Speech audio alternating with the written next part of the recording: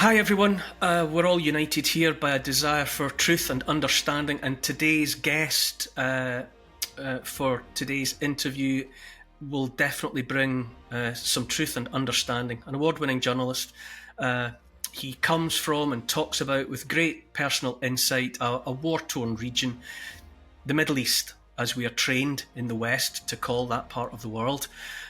So I promise you a fascinating conversation coming up. Before we get started though, can I just remind everyone again, look for me on patreon.com and contemplate subscribing there, making the financial contribution that makes all the difference to what we do here. It's about the price of a cup of coffee every month. The quid pro quo is early access to all my new content and exclusive access to other content, including a question and answer session, which is my favourite part of the week, to be quite honest with you. So come along, sign up, join up, pay up, become part of the site. You'll make it better just by being there and joining the family. Okay, let's open the door to a fascinating, insightful guest.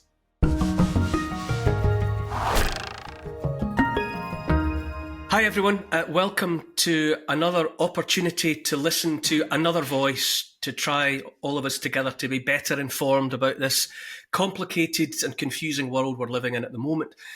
My guest today is independent journalist Kevork Almassian. Kevork is an award-winning journalist.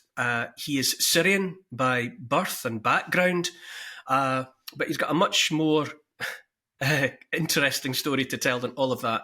I think that there has never been a more important time to try, all of us, to understand the region that we in the West are raised to call the Middle East.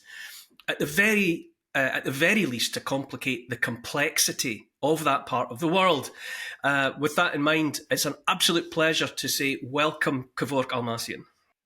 Thank you so much for having me and for the kind introduction. However, I have to say that according to Wikipedia, you are now sitting with far-right conspiracy theorists as well. So, well, that makes two of us, Kevork.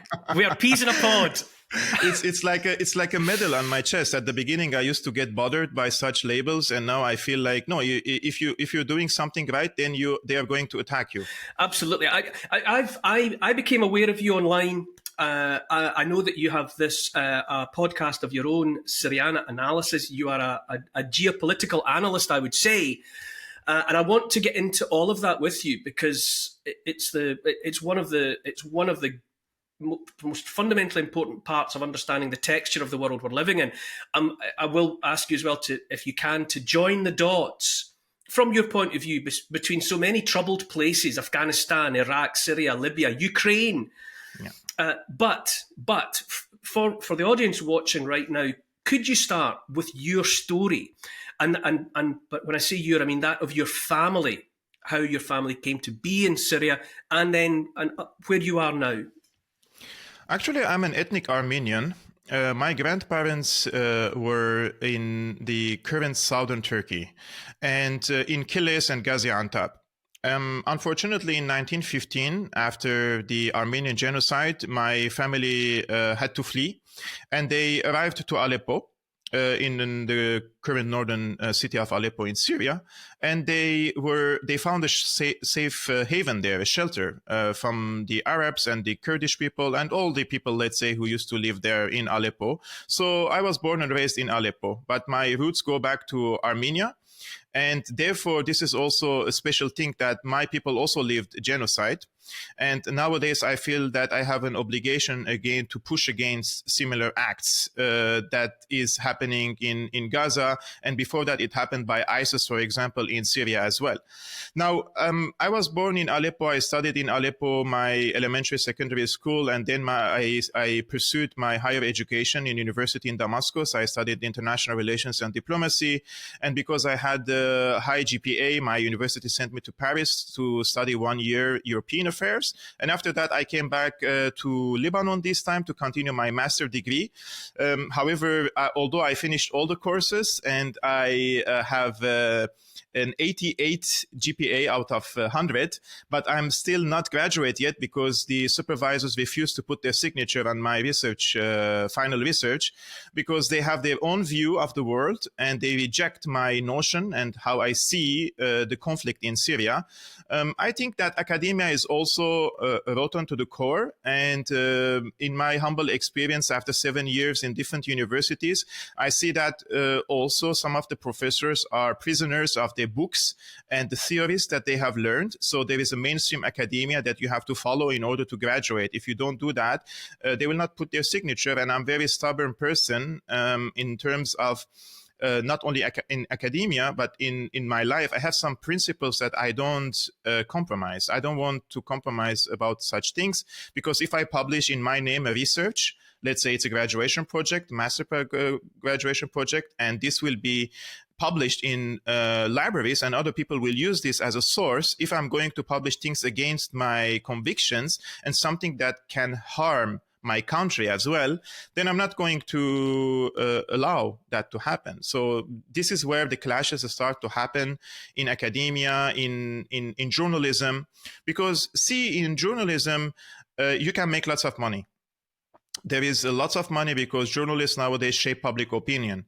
And I can compare myself with my colleagues and friends. We grew up together and they're like having a very lavish lifestyle nowadays and a very prestigious lifestyle because they work for the mainstream press.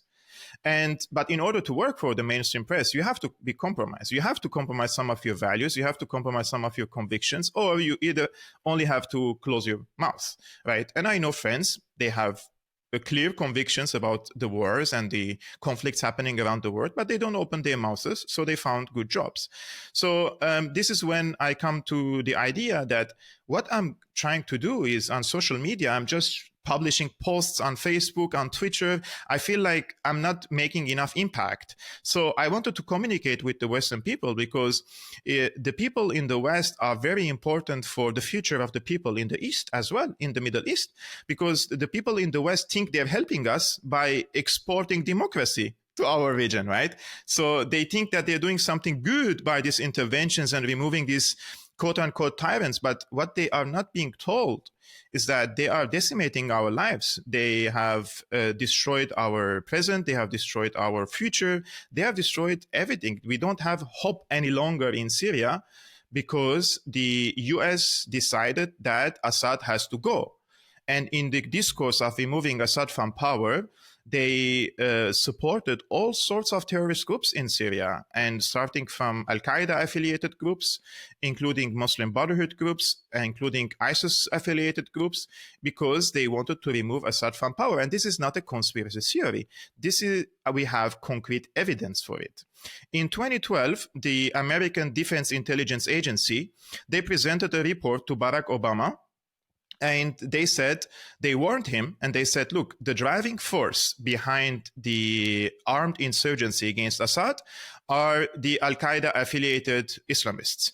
And the Gulf countries in Saudi Arabia and Qatar, they see this as a positive development because for them, these ISIS-affiliated or Qaeda-affiliated groups are intending on creating an Islamic Emirates in Syria, and by doing so, they will put pressure on Assad. So we could find a compromise with Assad by adding pressure on him through these Islamist groups. And Barack Obama, he saw the reportage, and he still put his signature on a secret CIA covert operation in Syria called Timber Sycamore. So Timber Sycamore is one of the costliest covert operations in the history of the CIA. And after the supporting of what is called the Mujahideen in Afghanistan, this was the second time the US supports directly this type of terrorists, and this time in Syria. Right? And this has led into the creation of what is called Al-Nusra Front, which is an offshoot of Al-Qaeda, and ISIS. So all the weapons that the United States dumped in Syria, and with the support of Saudi Arabia, Qatar, Turkey, and Israel as well, all these weapons went into the hands of these terrorist groups. And these terrorist groups, because they believe in the creation of an Islamic caliphate, in the discourse of it, they started committing ethnic cleansing and genocide against minorities in Syria because they want to create a one-color state, let's say, in the country. Was there an ISIS or the brand, the version of Islamist terrorism? Was that organically, naturally, and domestically present in Syria? No. In any volume prior to this intervention by Obama's CIA?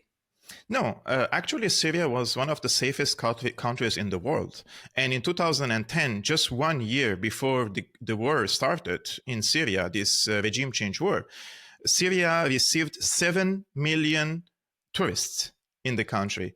If you used to walk, if you go and walk in Damascus in 2010 or 2009, you will hear English speaking people everywhere because they were tourists or they were learning Arabic in Damascus. And because I used to study in Damascus, I was in daily touch with them. So Syria was very, very safe for everyone, basically, but in particular also for the minorities. Why I stress on the minorities? Because Syria is a big mosaic of different communities. It's over 20 different ethnicities, religions, sects, races, different shades, right? So the majority are Muslims and they are protective of the minorities. And the government gives a special care for the minorities because they say that Syria won't be Syria unless all these minorities live in Syria, and especially the Christian communities who represented around 10 to 15% of the percentage of the Syrian people. Now, what happened after the war? The Christian communities decreased probably 90%. And this was similar pattern happened in Iraq.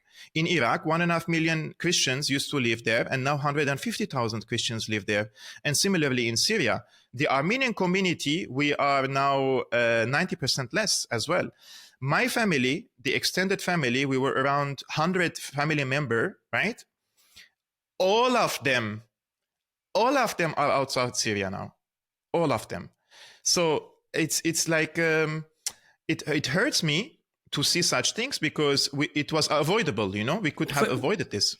What was it like, according to your family's testimony within itself, when your Armenian family left the homeland and came into Syria?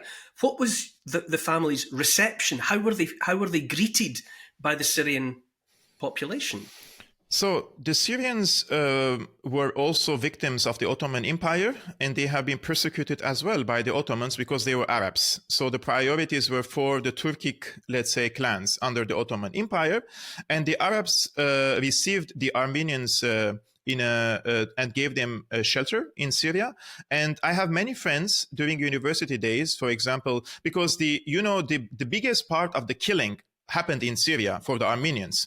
They forcibly displaced them from Eastern Anatolia, and the people walked to the deserts of Syria. And in the deserts of Syria, tens of thousands of them perished in the deserts, right? And there were many Arabic clans and tribes. And the Arabic clans and the tribes went to save the Armenians in the deserts. And now that I met people from Eastern Syria, for example, in the university, and they tell me, Kev, my grandmother is Armenian. And he is an Arab Muslim person. And I'm like, how is that even possible? And they say, my grandfather saved a child, for example, a female child in the deserts, and we gave her a shelter, we adopted her, we fed her, etc. And then they were intermarriage, right, between them. So this is how the Syrian people received the Armenians. And myself, I feel like, because this is the teaching, my father has a great impact on me, and he always told me, see, the Syrians saved us, and we have a debt on our neck to the day of eternity. So we have to be giving to the Syrian people. We have to be productive in Syria, and we have to appreciate that the Syrians saved us. This is how I grew up, and this is one of the motivations why I want to talk about Syria. I want to tell to the people how we used to live in Syria before 2011, before Obama said Assad has to go, and then afterwards, because the reality. Sometimes, Neil, you know it better than me. sometimes what they say in the press is 180 degree the opposite of the truth. We're not only talking about a small, misinterpretation or something they missed here or there. It's complete fabricated and lied to the people about why the US is in Syria and why they want to remove Assad from power. They lie to their people, and unfortunately, some people support these types of wars, right? What was it about Syria's relationship to the region, its place within that mosaic, that attracted the determination of the US and others to destabilize and remove Bashar al-Assad? Why did they become, after Iraq, another focus for that kind of action? Actually, when the United States and the UK invaded Iraq, they sent Colin Powell to Syria in 2003, 2 months after the invasion of Iraq. And Colin Powell sat with President Assad and said, look, Habibi, we are now the masters of the Middle East. We occupied Iraq, and you could be next. So we have the list of demands. Those are the list of demands. You follow the list of demands, or else it's going to be you. And Assad said, no, we're not going to submit to your demands, because your demands mean that I have to cut my relationship with Russia, I have to cut my relationship with Iran, and I have to stop my struggle against Israel. And I don't want to do that, because those are my priorities, and we have our own sovereignty and national security, and we see Israel as a threat to our security, and that's why we support the armed struggle against the Israelis. So the Americans since then were determined to remove him from power, but they were trying to persuade him. They imposed sanctions. Sometimes they receive him in France or in Great Britain, giving him a red carpet treatment in order to persuade him to sign on what is called a peace agreement with Israel. But with peace agreement, this is not about peace. These agreements with Israel, it's about the submission to the US and to the Israeli demands. And that is, you are giving up completely your sovereignty. You're giving up your territories, basically, to the Israelis in exchange for a loose peace agreement with the Israeli side. So they were determined to remove him from power. But the turning point happened in 2006 and 2008. In 2006, when Israel invaded Lebanon, Assad opened all his military warehouses to Hezbollah and gave Hezbollah all sorts of weapons, including anti-tank defensive rockets, in order to repel the invasion of Lebanon. And Hezbollah managed to kick the Israeli forces out of Lebanon in 2006 with direct support from Syria. So here the Americans were, this is a game changer and we have to change this. But Sarkozy told back then the former president of France, told the Americans, give him one more chance. I will try to persuade him to sign this peace treaty with Israel. So he invited Assad to Paris on the French National Day, and he rolled him a red carpet, and he allowed him on a big podium with all these, international leaders, rules-based international order leaders, including the Americans, French, Brits, UN, Israel, etc. And when they were on the podium, there was a plot to push Ehud Olmert, the prime minister of Israel, to shake hands with Assad. And this is, you can find it on Google, you can on YouTube, you can search cat and mouse, Assad and Olmert. And you will see how they are pushing Olmert to shake hands with Assad, and Assad turning his back to him. And then he escapes from the podium not to shake hands, because in Syria they say if you shake hands with Israel means you're recognizing the legitimacy of the Israeli state as a political entity. So then it was, the decision has been made that it's impossible for Syria to get along under Assad with Israel, so they have to remove him. And one of the interviews for the former French foreign minister, he confessed in 2012 on French national TV that he was called by the Brits in 2010, and they told him that they're preparing for regime change war in Syria, and if he wants to participate in it. And he said, no, I don't want to be part of it. But he said that on record, on TV, that this was pre-planned. They wanted to remove him from power for multiple reasons, one of which is, of course, Israel. And the second is to cut this relationship between Syria and Iran, because Iran supports these armed groups against Israel. So they want to cut this relationship between Syria and Iran. And thirdly, this is very, very important, it's Russia. Russia has a fleet on the Mediterranean in Syria, so they want to block Russia's access to the Mediterranean. So by removing Assad and installing a puppet government, then Russians would not have an access to the Mediterranean. And most importantly, the gas pipelines. So the Qataris told the Americans that they can supply Europe with gas and they can replace the Russian gas. And the Americans found it amazing because Qatar is a close ally to the United States. And by doing so, then they could hit the project of Nord Stream 1 and Nord Stream 2. There would be no need for Russian gas in Europe if Qatar supplies this gas, right? But how would they send this gas to Europe? So it has to go from Qatar, Saudi Arabia, Jordan, Syria, Turkey, and Turkey distributes it to Europe. And Assad said, no, I'm not going to stab my strategic ally in Russia in the back and allow Qatari gas to go to Europe. And that was something that a very detrimental factor, in my opinion, why they wanted him out. Having decided that America, having decided that Assad had to go, and you said earlier that there wasn't a natural ISIS or extremist presence in Syria, ready to be used. What then did America do to get the war going? If there was no one ready and waiting within Syria to topple Assad? So basically, this is a very important question because this explains why tens of thousands of multinational jihadists came to Syria. Because if there was enough manpower to fight against Syria and people ready to carry arms against Assad, you don't need people from Chechnya, Uzbekistan, Tajikistan, Saudi Arabia, Egypt, all around the world, Afghanistan, to come to Syria and fight against Assad. We have over 120,000 multinational terrorists came to Syria from all around the world who led this war against Assad. And they called them. So what basically Obama did, he said, there are moderate rebels in Syria. We give them these weapons to the moderate rebels. We don't give these weapons to the terrorists. But then you see underground, there are no moderate rebels. These people are very few who call themselves moderate rebels. And all these tens of billions worth of weapons they receive, they distribute it to the more radical groups, and they fight alongside them against the Syrian government forces. For example, the United States created what is called the Free Syrian Army, right? So those are the people who are calling for freedom and they're fighting for their freedom. This is the allegation. Now, if you see the major battles in Aleppo, in my city, this Free Syrian Army was fighting shoulder to shoulder with ISIS. And they were calling ISIS brothers. They are our brothers. They came to Syria to support us. And despite that, Obama continued in his support to these terrorist groups in Syria, including, of course, some of the local groups.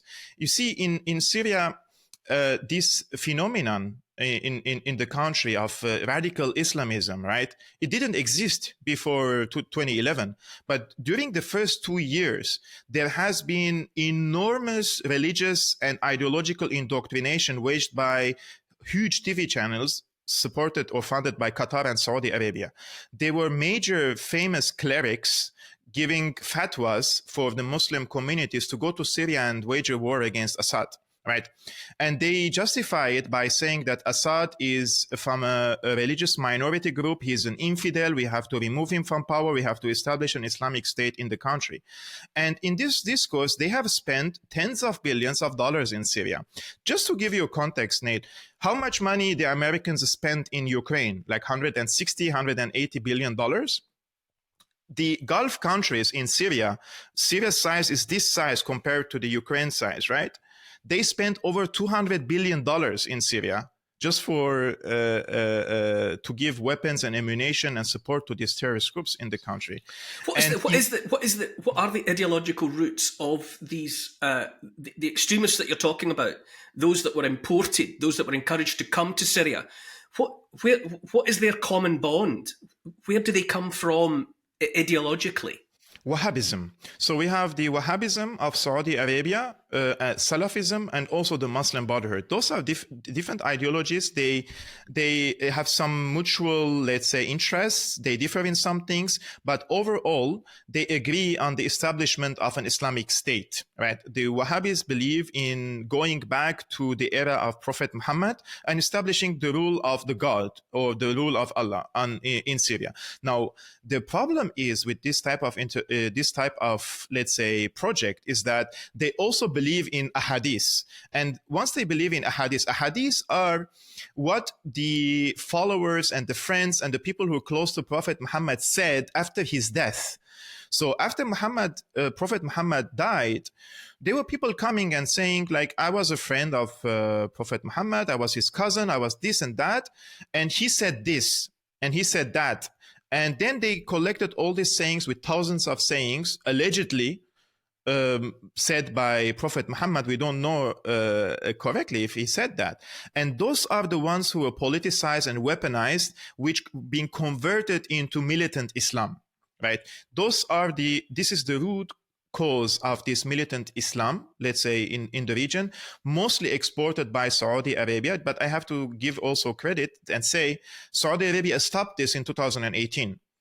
The Crown Prince Mohammed bin Salman of Saudi Arabia came and said literally on a national TV that Saudi Arabia was tasked to export Wahhabism to the world by the United States.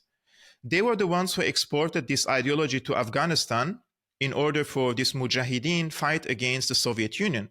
And they were the ones who exported this to Xinjiang in China, in the Xinjiang province where the Uyghurs are. And they're the ones who exported this again to Syria and to Libya. But then Saudi Arabia have come to the realization that they're being used as a pawn by the United States in the region to export radicalism and also to destabilize the region. And Mohammed bin Salman said, I no longer want to participate in this. We want to build our country. We have an economic vision, and we want to reconstruct and create, let's say, modern country, just like in Dubai. And this is what he is trying to do, basically, at the current moment. And see what happened. The moment Saudi Arabia stopped this and said, we don't want to export Wahhabism in 2018, and 1 year earlier, in 2017, Trump ended the regime change war in Syria and the expenditure on these covert operations in the country. Between 2017 and onwards, the vast majority of the territories in Syria are recaptured by the Assad government, because before that, half the country was outside the control of the government. Once the United States stopped the support and the Saudi Arabia stopped the support, all these groups started to lose ground in the country. So Wahhabism and Salafism, the trouble for the Muslim world is coming from an ideological minority of a minority. Yes, because in the West, we're invited to think that Islam is the problem, that it's Islam, this umbrella term. And yet, it's the trouble the Mujahideen in Afghanistan, Al Qaeda, Taliban, and then what was happening with ISIS in Syria. It's all coming from a minority of a minority. Yes, within the world of Islam, which we don't really hear that in the West. We're just invited to think, no, it's Islam that's the problem. They are despised in the region. These type of people are despised, but they have political backing and they have monetary funding. Because, see, you don't need majority of the people to carry arms to destroy a country. You need the minority of the people who are very violent and chaotic and barbaric, let's say, to destroy half the country. And this is what they did.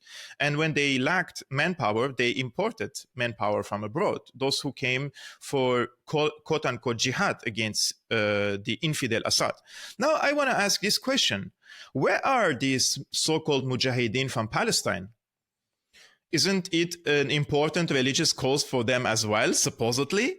But they don't fight against the United States or against Israel in the region. They're only fighting against the enemies of the United States, like in Iraq, in Syria, in Libya, who carried these wars against those so-called tyrants in the region.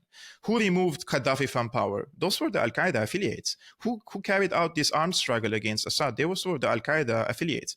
So I have no hesitation to say, and I agree with Professor Mikhail Hudson on this. He's a very famous professor. He says Al-Qaeda is a contract army of the United States.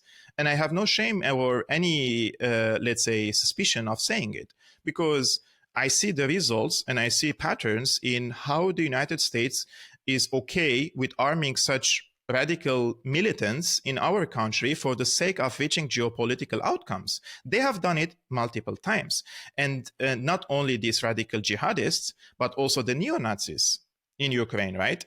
And they were speaking about it for a long time. And the mainstream press was shedding light on these neo-Nazis, saying, oh my God, look, there are training camps in Eastern Ukraine for these neo-Nazis. Look what they are doing, inviting people from all around the world to come to Ukraine and fight against the rebels on the eastern side of Ukraine, this and that. But once the hot war started, this has been completely removed from the discussion in the mainstream press. And in the contrary, they called them heroes. The Azov battalion is a hero. It's no longer in the terrorist list of the United States. And they have given them weapons. So I see that the role of the United States is one of the major reasons of this instability in the world, because the people in charge of the US foreign policy, I'm not talking about Biden or Kamala Harris, I'm talking about the real people who are in charge of the foreign policy. We're talking about the bankers and their investments abroad and their interests around the world. I'm talking about the military industrial complex. We're talking about the people in the stocks. We're talking about the people who are in the lobbies. These people have either financial, ideological, or geopolitical invested interests abroad. Those are the ones influencing the foreign policy in the US. And they see the world in a zero-sum game. So if it's a zero-sum game, it's either the United States is imposing its dominance and supremacy, or it's going to be war, because there is no way to find a middle ground. The US comes to Syria and says, if you want me to stop this, then you have to take loans from the IMF or the World Bank. You have to open your markets and make it a democratic and liberal, this and that. But this is all a Trojan horses. Those are Trojan horses. They're coming to your country. They're taking over your economy. They're investing in your economy and buying influence over your politicians. And through that, they corrupt your politicians and buy them, basically. And after that, they take over your natural resources. This is not development, in my opinion. When I mentioned at the top about inviting you to join the dots, and here we are, we've arrived in Ukraine. For many people who are busy with their lives and they're glancing at mainstream media and they're maybe not interrogating for themselves what's actually going on, I don't think many people would see that what's happening in Ukraine has some kind of DNA genetic connection to what happened in Afghanistan, what happened in Iraq, what happened in Syria, what happened in Libya. Because we're invited to see the Middle East as an entirely separate cauldron of trouble. Yes. But then Ukraine, there's a line that connects what's being done in Ukraine. And I think I'd like you to develop that, because that was a key that opened a door for me when I saw what was happening in Ukraine. Although they were using another ideology, it was coming from the same place. Actually, Ukraine's case is interconnected with this global struggle of power over the either multipolarity or unipolarity. Ukraine is the place, if World War III is going to happen, it's going to happen because of Ukraine. Ukraine is the most important geopolitical piece on the chessboard, and the Americans will not let it go to the Russians. They are determined to keep it. And for them, is the worst case scenario that could happen in Ukraine is to divide it between East and West and draw a vertical line there to separate Russia from rest of Europe. Because for the United States, Russia having good energy relationship with Western Europe threatens its supremacy over Europe. Once Russia and Germany start having good economic relationship, meaning energy coming from Russia and technology is being constructed and factories are constructing in Germany, this creates a climate of trust. And once there is a climate of trust between both sides, this creates a new security architecture. And when there is a new security architecture, you don't need for NATO in Europe any longer, because what is the purpose of NATO? Like, is it against the Soviet Union? The Soviet Union no longer exists, so it's against Russia. Okay, but if Russia is getting along with Europe, then what is the need of the American long-range missiles, nuclear missiles, and their troops in Germany or in other places in Europe? So I see this not only a proxy war against Russia, it is a war against Europe. People need to see it as a war against Europe, because what the United States has done, it has separated now the two Europes, draw a line in Ukraine, and that Russia cannot deal with the rest of the European countries through its energy projects. And the European continent, most of the EU countries have imposed heavy sanctions on Russia. So the United States achieved its goal in separating Russia from the rest of Europe. Now, the second thing is it's the Black Sea. The Black Sea is very, very important. See, the Brits have gone to multiple wars against the Russians in the past over the Black Sea. Now, the Black Sea is not only a fleet. It's not only a place where you have a strong fleet. It's also a place where you can have an interconnectivity between the Black Sea and the Mediterranean Sea, because through the Bosphorus line, you could have an easy access between the both seas. And this is where the Brits, or let's say the Americans, wanted to kick out the Russians from the Black Sea in Crimea in order to eliminate its geopolitical strength. And if Russia loses the Black Sea, it also loses the Mediterranean, because then Russia has to do a long path to come to the Mediterranean. So if Russia was an above regional power, it will be below regional power without the Black Sea. So when the coup d'etat happened in 2017 in Kiev, the second day, the Russians sent forces to Crimea and captured it. They occupied Crimea completely because this was the most important place to occupy in Ukraine, to keep their fleet in the Black Sea, because the new government in Kiev said that they want to kick out the Russian forces from there. So I see this in the context of this. There is a theory in geopolitics, the sea power and the land power. And Russia learned from its Cold War era mistakes from giving the United States much of an access to the international waters, and they want to have a strong presence in the waters, because without the waters there will be only a land power, and the land power is not enough to project hegemony on the rest of the world. So this is a problem. Russia wants to become a superpower, and the Americans are determined to suppress this rise. Therefore, we see nowadays that Russia found itself in a position that it has to go into deep, let's say, partnership with China and also North Korea and India and Brazil and the rest of the BRICS countries, which is a different formula and a different international community being formulated. You mentioned, you put Ukraine together with World War III. At the moment, what's exercising my anxieties most of all is we've got British politicians now celebrating the fact that British-made long-range missiles are being fired into Russia, and we've got British politicians saying that this defense of Ukraine has to go on forever, and to me it's utterly futile. Ukraine never had any chance of winning a war against Russia, and by now that war is long lost. It was lost long ago, and Russia simply hasn't performed the coup de grace on the Ukrainian forces. And how are you reading the way the last days of the Biden administration and Britain are behaving towards Russia via Ukraine? How are you reading this last gasp? So this 2 months before his departure, I mean, I have no doubt that President Biden didn't even sign anything. Joe Biden doesn't even remember what day it is today, right? Let's not fool anyone. Biden doesn't know what's going on. The people are taking these decisions. It's not him.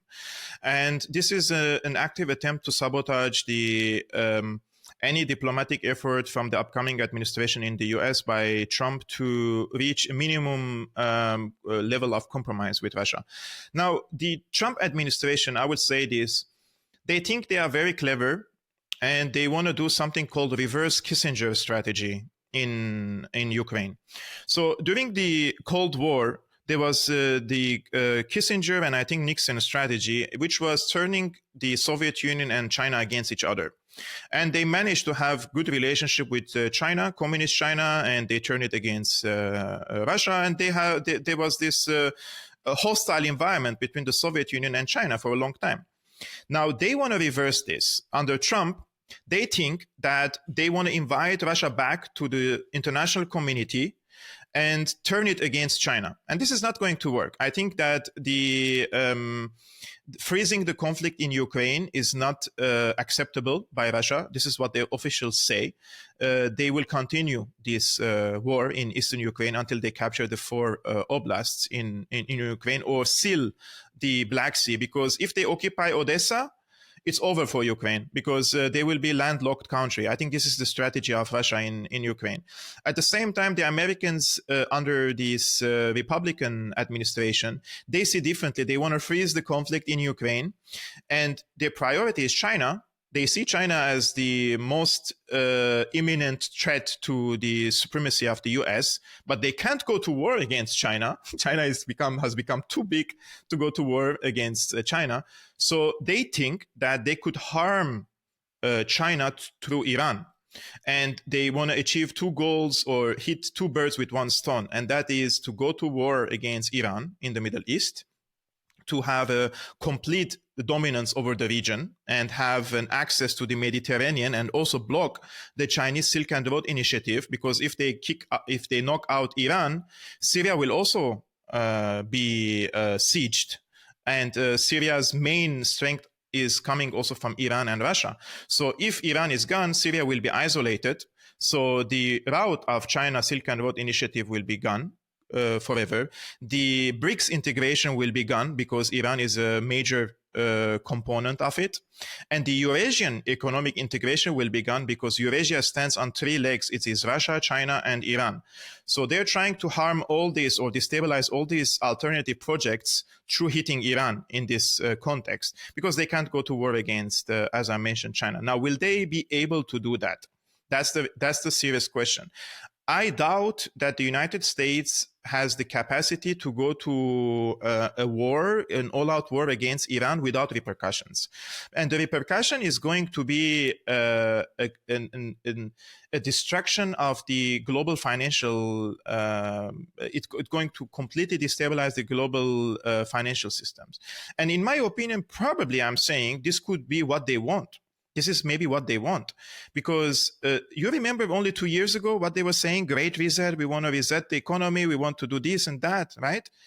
And where is this talk? There is no longer anyone talking about this. The people of Davos and the WEF and stuff, they stopped talking about it. But in practice, if they go to war against Iran, this will reset the economy, the global economy. It will be devastating, because Iran has enormous military power to block all the trade routes in the region, both maritime and land.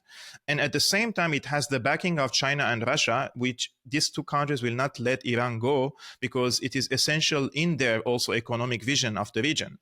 That is why China came recently and mediated between Saudi Arabia and Iran, and they struck an economic security and political agreement among them, because China sees that the future in the region, Americans are preparing for this type of conflict. So they want to neutralize at least Saudi Arabia, because Saudi Arabia is an important country and an ally of the US. And now Saudi Arabia says to the Americans, we don't want this war in the region.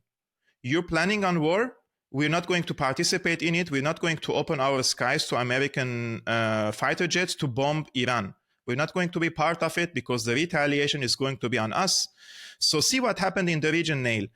All these countries who are protected, between quotations, by the US, the US presence has become a burden over them, because it doesn't bring security to them now. In the contrary, it brings problems and troubles to them. In the case of war, all these American bases in the Gulf, in Saudi Arabia, Qatar, Bahrain, Kuwait, Jordan, they will come under fire, right?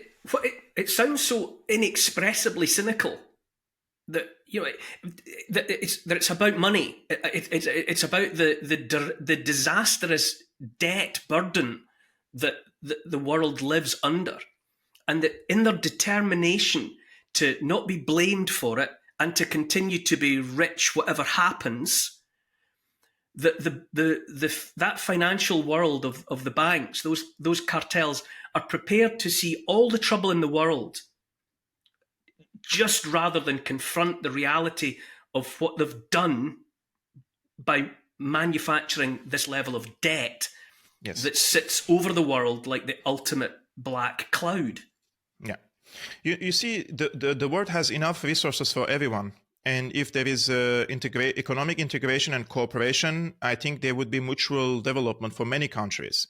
And people come and say, oh, but you, like, they speak about us in the Middle East like we're some sort of peasants. We don't know how to develop our countries. But we were under Ottoman occupation for 400 years. And after the Ottomans left, the French and the Brits came and occupied us. And when they left after World War II, Americans intervened in the region. Like, we haven't taken a single chance to breathe for 400, 500 years. Every time somebody else comes to occupy, and then when we resist against them, they call us terrorists, Like, we don't know what to do any longer with this type of situation. And if... something that I'd like you to talk about from your perspective is in the West, we hear all the time about the international community. The international community believes this. The international community wants that.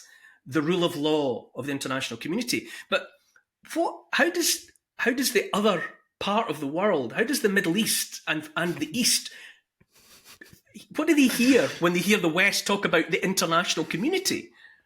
There is this meme map of the international community. You have to check it on Google. It's like there is no world. There is only US, Canada, and some other countries in Europe. That's the international community for them.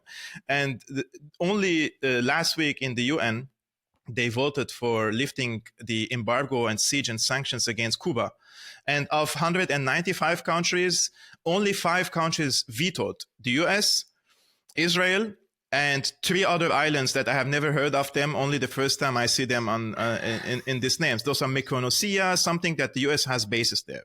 So this is the international community. They are for lifting the sanctions and siege against Cuba. I mean, Cuba, I'm not a communist. I don't want to live in a communist country. But why would we strangle and slowly kill the Cuban people by completely sieging them? The same thing applies to Syria. People do not know nowadays that the Syrian people, Nail, if you're going to buy medical equipment nowadays for Syria, you cannot, because there are sanctions. Then the Americans say, no, the health sector and the food sector, agricultural and humanitarian sectors are not sanctioned. But when you sanction the central bank and you move Syria from the SWIFT system, then how are you going to pay? Even if you are technically able to reach to the market and say to a company, I want to buy this medical equipment. Nail, this is for the first time I reveal this, right? I have a family member who is ill in Syria. And this person has to go from one city to another for a certain medical equipment because it doesn't exist in this city, Aleppo, which had the largest cancer treatment hospital in the Middle East before the war. Now we don't, because these rebels blew it up and we're not able to bring this equipment and medication again. So people are suffering on a daily basis because of these sanctions, because we cannot pay to the companies. If you want to buy food, if you want to buy medicine, anything, the United States is legally capable of sanctioning third country companies and remove them from any business relationship with the US if they sell any products to Syria. So how are you going to live under such circumstances? This is what I say. People in the US, why I create this YouTube channel or speak on X, people think I'm angry on the US. No, I'm not angry on the US. I would love to go to the US. I have family in the US. I love to be among American people. I see so many American journalists, podcasters. I would like, shit, man, I could just sit and drink coffee with these people. I could find friendship with these people, right? But these policies have to stop because the rest of the world are suffering. You said, well, not like it's an unusual word, but the word that really resonated for me. You talked about people. Cuba, it's why would you strangle an island full of people in the name of ideology? And I think what hopefully is happening, or is at least possible, on account of the sustained presence of independent media like you, that we what we are united by, you and me, is that we just feel for people. Yes. You know, my heart just breaks for people, regimes, whatever. But the Syrian people, you know, the Lebanese people, the Gazan people, the Cuban people, and the American people, and the British people. You know, my heart breaks for the unnecessary risks and strife and suffering that is imposed upon these people by something unified, which is ideologies and regimes Yes. that are only motivated by money. But we come together in this independent alternative media environment, and we realise the people don't want this. If you go on the streets of Britain, regardless of what British politicians are being coached and coaxed to say about perpetuating the war in Ukraine, people from high to low, from of every creed and colour and class in Britain say, I don't like the war in Ukraine. That war in Ukraine should stop. And yet we are represented on the world stage by suits, people in suits saying that the war in Ukraine has to go on forever. And surely, it's please God, let the independent media prevail, because it's people being made aware of the plight of people and seeing that there's a commonality, and that we're all at war with the regimes and the politicians and the money men. So there is something really strikes me nowadays with these politicians. I don't really know if they're in charge. I really don't. I don't think that they are the ones who are taking these decisions. I mean, these national democracies or liberal democracies that we have nowadays in Western Europe, I mean, on paper, they're brilliant. But in practice, you see how you have to be ideologically indoctrinated in order to be part of this elite establishment, whether it's a journalist, whether it's politician. So you see somebody leaves office and another personality comes, they're the same talking points over and over again, and the people have other priorities. People's priority is the taxation, is the inflation, is the school system, is the infrastructure. Nowadays in Germany, when the foreign minister was asked of Germany, she said, I will support Ukraine regardless of what my voters think. And then she said that they are financing the war in Ukraine by cutting the budget of the transportation and the infrastructure in Germany. And one day, I hope you come to Berlin and I invite you for a coffee. You have to go and see the situation in the train stations. It's hilarious that somebody comes from Syria criticizing the train stations in Germany, where everywhere, sorry to say, it's like a piece.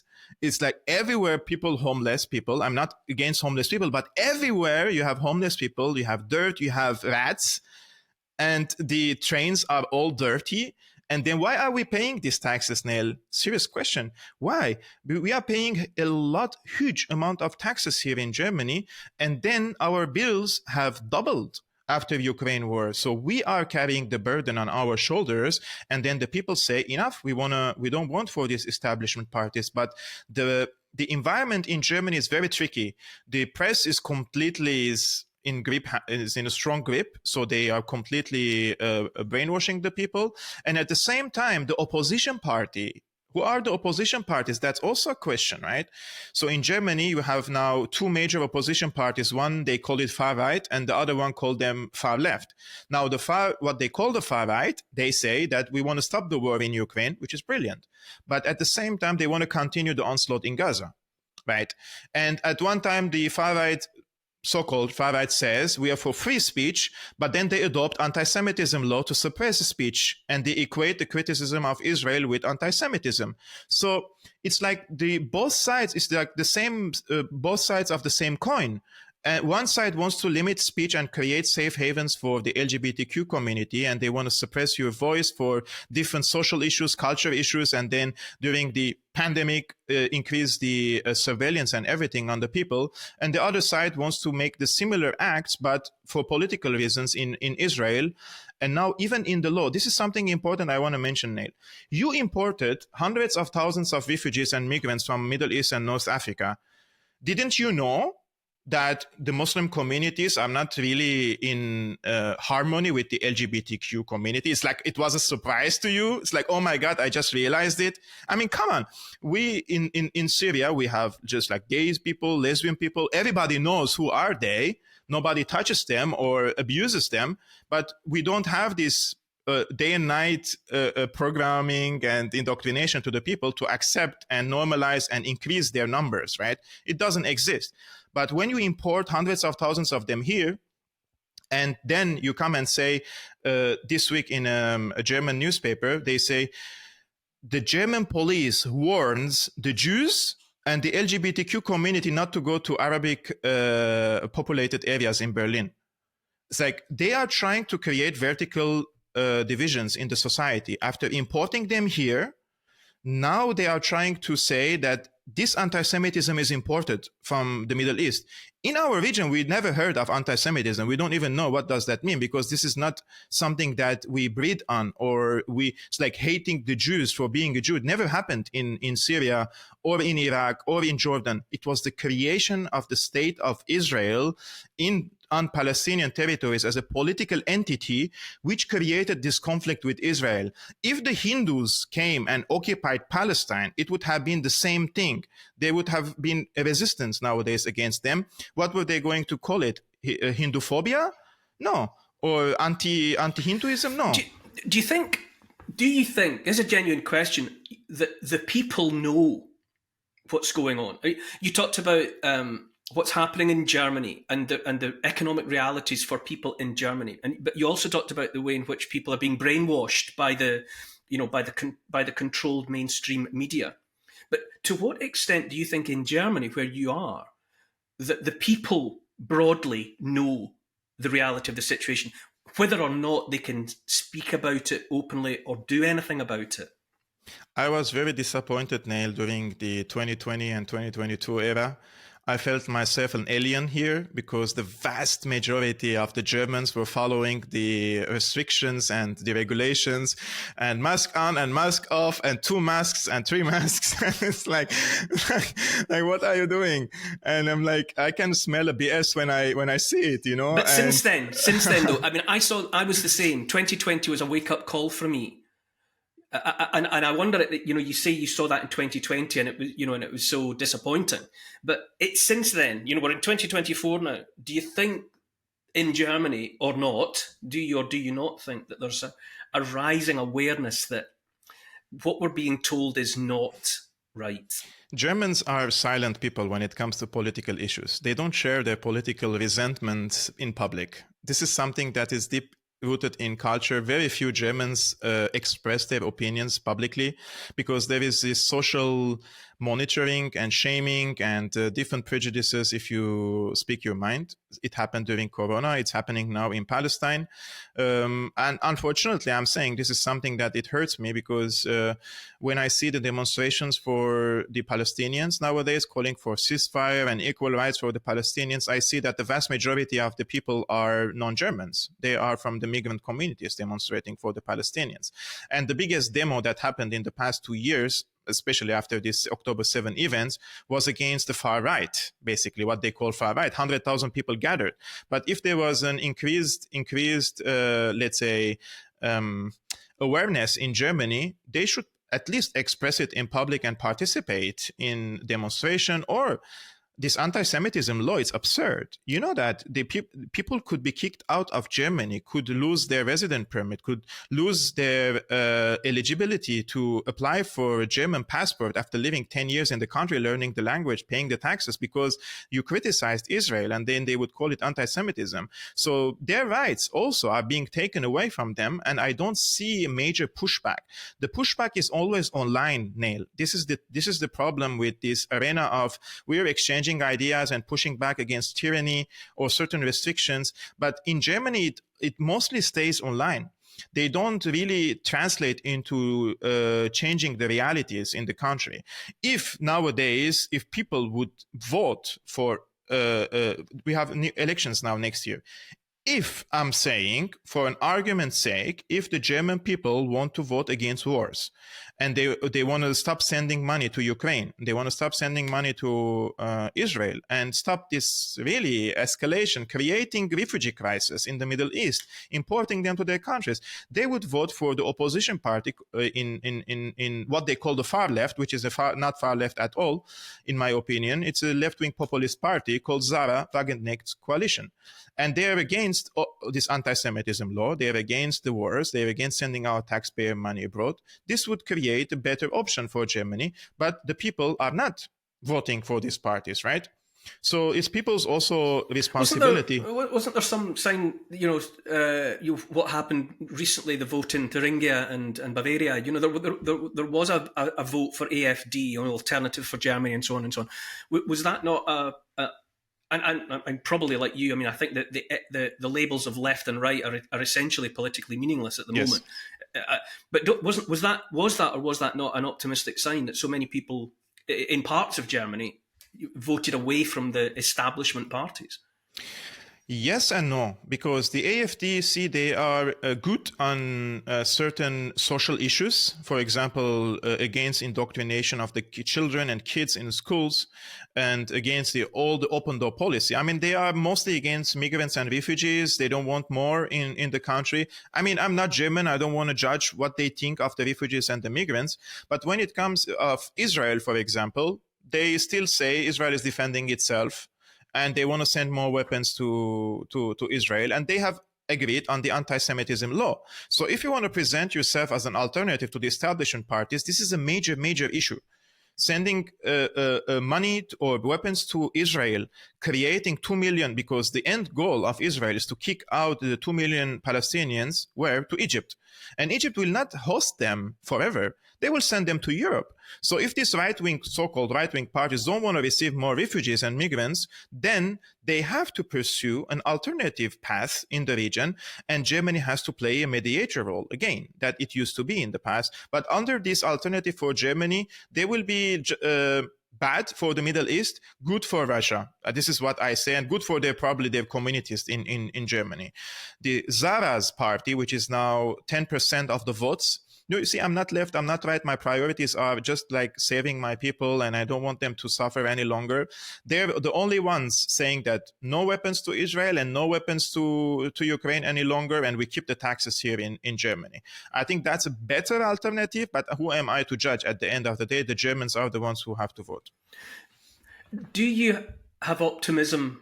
Do you draw optimism from anything you see? I mean, apart from the fact that previously discussed, there is an arena at the moment where we can talk. But do you have optimism? Do you see the world on a downward slope, or is there hope of climbing back up? I'm not so optimistic, Neil. See, I come from a place where we lived so many wars and destruction in the past. This is on a personal level. But where the humanity is headed toward with this Neuralink and AI, and Elon Musk says in 10 years, tens of millions of people will use Neuralink in their brains, and they will have superhuman features, and then other people will want to be also superhumans, because then the competition will be in their favor.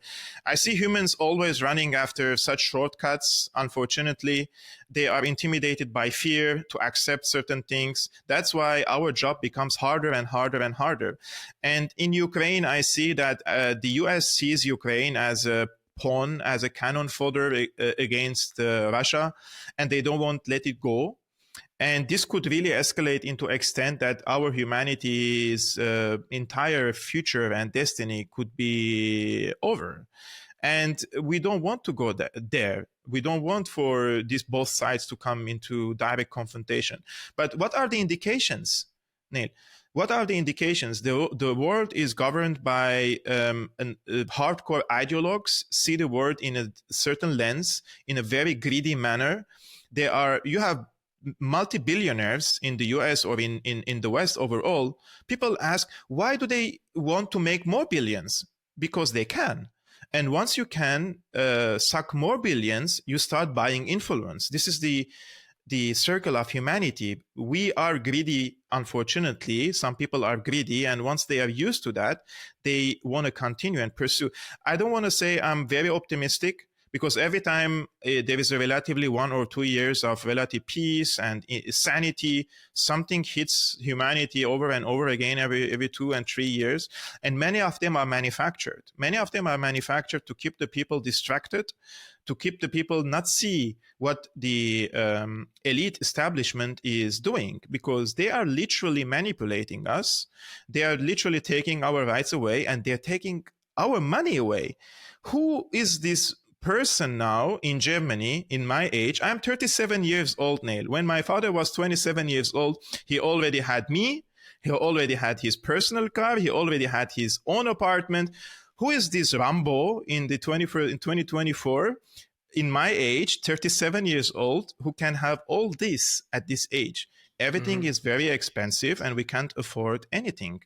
Although the salaries are technically higher, but the expenses are way more higher. Are there any individuals, surely statistically, some very wealthy and influential people must be motivated by something positive that they feel towards the human species. And in that context, are there any individuals that you're aware of, whether you want to name them or not, for fear of exposing them to too much trouble, that from whom you do draw hope that could make a difference? Look, I always had people that I took hope from them, and after some time they disappointed me. I became very wary and cautious with people's enthusiasm for humanity, because many people also get corrupted after some time. And in 2 years ago, 3 years ago, 4 years ago, you see them pushing against this type of tyranny. And then 4 years later, they make different statements and different approach. I was talking with my wife. I watched your podcast with Tucker Carlson, right?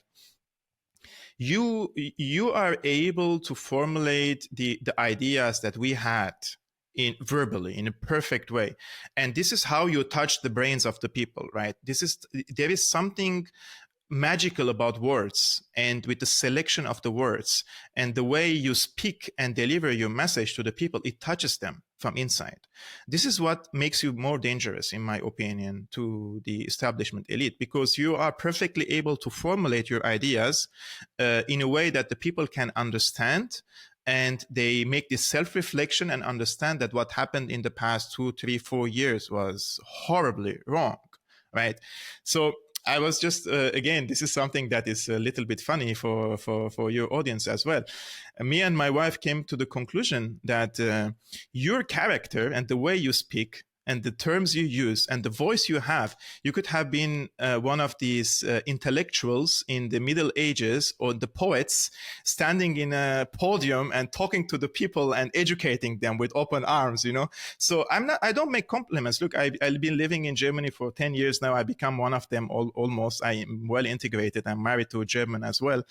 It's important not only to deliver the message, it's how you to deliver the message. Because confrontation and trying to ridicule the people, for example, it's getting, in my opinion, opposite effect. But the way you speak and deliver your message, it's very, very important. And there are people, by the way, who warned me and said, no, don't go to his show. He's a far-right conspiracy theorist. I was like, my Wikipedia, if you check, you would think like he's the, I don't know, the grandson of some right-wing personality. I am in no way or shape anywhere close to the right. And despite that, they call you these names, which means we're doing something right. And if you don't do something right, they don't come to you, because there's so many people have good thoughts, correct thoughts, but they don't have an influence. So combining the voice and the influence is the perfect thing to do to wake up the people. So I think this is an amazing job that you're carrying also in your work. It's so obviously it's lovely. It's lovely to hear you say these things, but it's fascinating to me, because what you articulated there is the emotion that you say that I elicit from you is exactly what I felt when I heard you speak. I listened to the way that I listened to your story about where you personally come from. I listened to you talk about your family's history and your family's story. And when I hear you talk about all you want to do is help your people. Yes. And you come from circumstances and a background so different from my own. And I think he's exactly the same as me. I think somewhere down where it matters, Kevork Almassian is exactly the same as me. And sure enough, we've both been characterised as, far-right extremist, conspiracy theorist, crank nuts, and you think, well, if I've got something in common with Kevork Almassian, and I have been put in the same file as him, then I must be doing something right. Kevork, you've been so generous with your time, and we will talk again, I promise, or as long as that meets with your approval. But for now, having laid the foundation that we have together, 1,000 thanks, Kevork Almassian. I've loved it. Oh, thanks to you for giving me this opportunity. As you mentioned, I care about the people. And when I care about the people, it's not only the Syrians. This type of conflicts and wars, they also impact the Europeans. They also impact your people. They also impact the American people, right?